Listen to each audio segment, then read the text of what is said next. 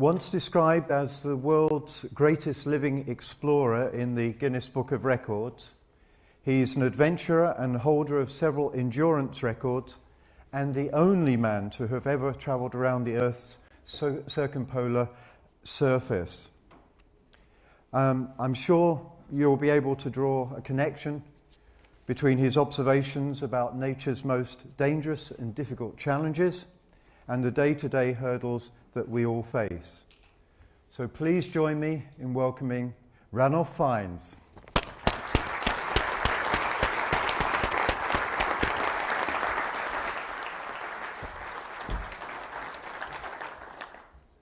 Thank you very much indeed. Honoured to ask the conference. I'm going to speak for about 8 minutes just to explain why I do as a profession what I do, which is to lead expeditions to break existing world records before our enemy, the Norwegians, do.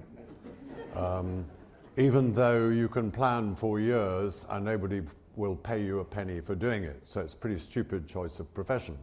But there you go. Then I hopefully will show some pictures of some of the package holidays which we've been doing for a total of 42 years with a group of people from 9 different countries, 52 people in the group, and really nothing in common between these guys other than the fact that I have never paid anybody anything at any time.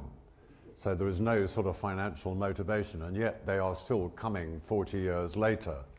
Obviously, quite a few are dead, so they're not, but the other ones are still with us, sort of thing. I have to say that 40% of the records we've tried to break, we have failed, but we do include as failures when we have broken the existing world record but not got to the final goal. If you do get to the final goal, what we do is to make a lot of noise about it in the media, because that is what the sponsor wants, and to us the sponsor is God. Also, obviously, if you get there, you stick your flag there before anybody else puts their flag in the same place, especially the French. And I would say, if we have been any good at doing it over the years, it's probably due to the selection of the individual people on the team. And I used to keep that to myself. And if I'm looking at somebody maybe to take them on, I don't give them 1 out of 10 on their characteristics or anything complex like that. I only go for their motivational factor, because how a person is motivated is how they behave for themselves and therefore for their company or their expedition group. So before an interview, I need a clear definition of motivation. And I don't know if you remember a famous Irish psychologist called Anthony Clare. Anyway, he was asked to define motivation in a single sentence, which he clearly did not do, because the Irish cannot define anything in a single sentence. But what he did say is that motivation is something which happens to everybody when they're a teenager. They go to school, they meet a professor who they respect, who one day says something illuminating which sticks in their head and forms the basis of their motivation through life thereafter, which is obviously a load of rubbish. In fact, how you are motivated is the sum total of everything which has happened to you personally since you were little and how you reacted to it. Or possibly even before you were little, it may be genetic. If you're born stupid, you'll probably stay stupid. If you go to school and you get badly bullied, this can have a big effect on how you interact socially, even if you don't know it. And I think the system of only selecting people on motivation normally works very well, except obviously there are exceptions to everything. And I've been in a hostile area with somebody for 2 months and thought they were brilliant, and then noticed a flaw in their character which could be dangerous later on. And I have to say, in our team, if we notice that sort of thing, what we do is to sack them instantly. None of this sort of sideways British promotional pussyfooting, which just keeps your rotten apples in the barrel. You might think it's all very well me talking about that sort of thing, but in the real world, of course, you're not allowed to, industrial relations and all that. But we do have problems. In Antarctica, you can sack them, but you can't get rid of them. I think from my own point of view, probably my motivation goes back to when I got born in Windsor, outside the castle, obviously, at a time when it was being bombed during the war, which my mother did not like.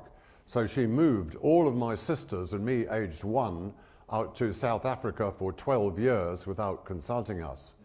And I have to say, it was a very nice place to get brought up, except that academically, it was way behind the UK. Today, it may be the other way around, but that's the way it was. So when we all got back here, my mother had no money. She was looking for somewhere to educate us and was very happy when she found a place called Winchester College, which took anybody totally free of charge if your family name was Fiennes. This was basically because the bloke that built the college 800 years ago had been called Fiennes and liked the idea of lots of little Fienneses going there free. And also because in those days there were very few of us, so it was economically safe for the college. But more recently, we started to breed like rabbits, mostly actors, and it became unsafe for the college. So they changed the rules, and after that, you could only get in free if you got the top level of entrance exam.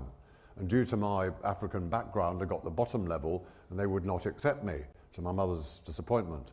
In fact, the only place which would take people with such a low level of intelligence was, of course, Eton College. So I went there for about 5 years, but my level was so low I couldn't even keep up with theirs.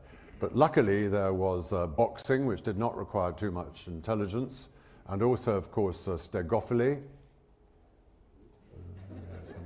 Stegophily is if you get born with an edifice complex, meaning you like to climb tall edifices at night in order to put things on top to annoy the school authorities.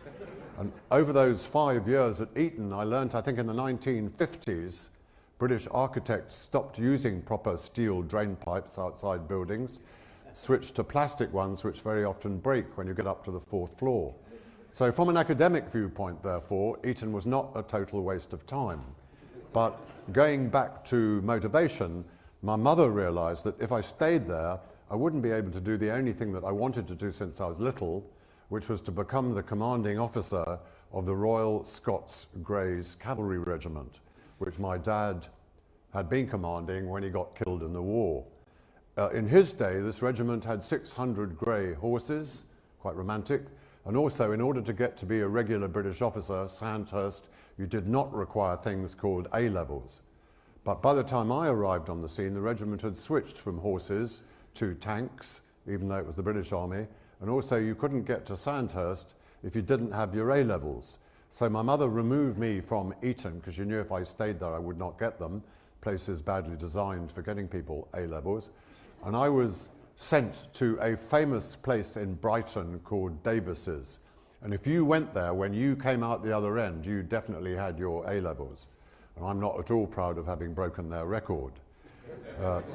This was not my fault because at that time was the height of the mini-skirt era and concentration was not possible, so I failed the A-levels twice.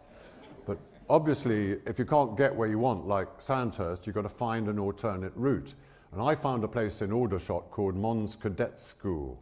And if you went there for 5 months and could prove to the Sergeant Major that under a situation of great stress, you could dig holes in straight lines, you could become an officer in the British Army. So I did this and I got sent out to Germany. It was the Cold War at that time, and I spent the next 5 years in tanks learning how to retreat from the German border.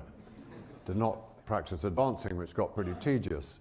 So when I saw a notice on the regimental board asking for officers to apply for the SAS, I put my name down, not because I knew anything about the SAS. In those days, nobody had ever heard of them. Before Harold Wilson started to use them for PR purposes. I had obviously heard of Scandinavian Airline Services, but not the regiment. So I got sent to Hereford, which is where you go to get selected for the unit. And I found there were 190 soldiers trying to get in, 30 other officers, pretty much all of them built like brick houses, many ex-para. None of them came from a cavalry regiment. They called me a donkey walloper. So to be honest, I was quite happy when this lot got ruthlessly eliminated in only 10 days, down to only 3 soldiers and 2 officers. To my surprise, I was still there. I think probably because they were selecting people from a physical, not intellectual point of view. But sadly, on the 11th day, they switched. So I had to try to become alert. And I can remember, if you failed anything, you got thrown out immediately. And what me and the other remaining officer were having to do one night was to cross the local river outside Hereford by night in winter with no clothes on for some military reason. So I woke up extremely knackered the following morning at about 11 o'clock. You're meant to get up at 6 o'clock. And I panicked because they leave your instructions on your bed every morning. And what it was that particular day was to steal £200,000 from the local bank in Hereford in great detail, which the SAS checked after. I had Barclays, the other officer had Lloyd's. So I rushed down to the town, but the bank was already closed, so I could not get in to do a careful burglary plan. So I went round the back and I banged on the back window, and luckily the bank manager came out. He was a charming bloke, very naive. And I explained I'd come from Germany. I was trying to get into the SAS. I had brought all my family silver with me. This bit was not true. And he said, no problem, we at Barclays are extremely secure. He showed me all the electronic burglar system. So I thanked him. And in those days, carbon paper, I copied the bank raid plan in great detail, one copy to the SAS just in time. And me and the other bloke had the day off, so we went up to Birmingham, we saw a film and had a spaghetti dinner. And very stupidly after dinner, I left my copy of the bank raid plan in the restaurant. And the manager, later in court, basically gave the plans to the police. There was a ministerial inquiry in Westminster, front page of the Times, why SAS officers were stealing from banks. I was up before the commanding officer, who basically said any more behaviour like this and I would be thrown out of the SAS immediately.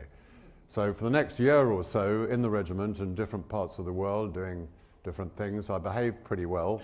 But briefly back here, unfortunately, I got phoned by an old Eton friend who by that time, like most of them, had become a wine salesman in the West Country. And during the course of selling his stuff in pubs, he had discovered a village called Castle Combe, which had just been voted Britain's prettiest village by the Americans.